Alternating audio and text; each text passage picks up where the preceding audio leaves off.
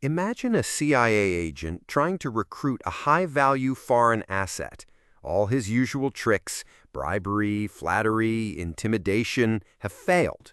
So what finally works? He stops trying to be a slick spy and confesses his own anxieties about his job and his family. He shows genuine vulnerability. And in that moment of human connection, the asset agrees to work with him. This is the kind of counterintuitive power explored in Charles Duhigg's Supercommunicators.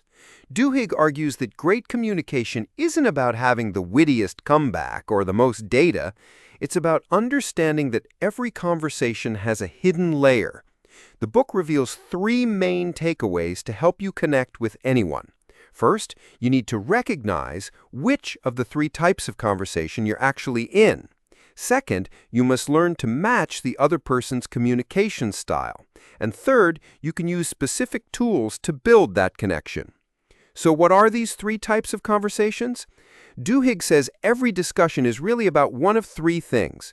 First, there's the practical conversation, which is all about facts, plans, and logistics. It answers the question, what's this really about? Second, there's the emotional conversation, which is about our feelings. It asks, how do we feel about this?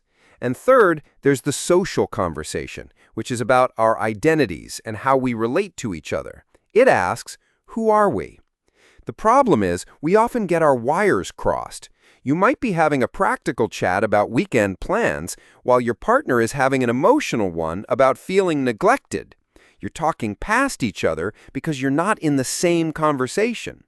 This leads to the book's most powerful idea, the matching principle. A supercommunicator's secret is to quickly identify what kind of conversation the other person is having and then match them. If someone is venting about their horrible day, don't jump in with practical solutions like, you should do this. That's a mismatch. Instead, match their emotional energy. Say something like, wow, that sounds incredibly frustrating. By showing you understand their feeling, you connect. Neurologically, your brains literally start to sync up. Only after you've connected can you shift the conversation toward problem solving. It's about connection before correction. So how do you actually do this? Duhigg offers some brilliant, easy-to-use tools. One is called looping for understanding. This is where you repeat back what you've heard in your own words, and then, this is the crucial part, you ask, is that right?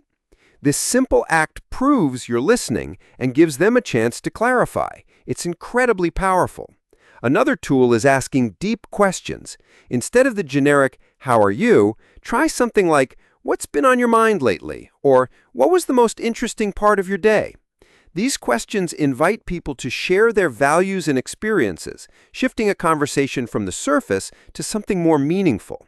To sum it up, Supercommunicators teaches that genuine connection isn't magic, it's a skill. It's about recognizing whether you're talking about plans, feelings, or identities, and then meeting the other person where they are.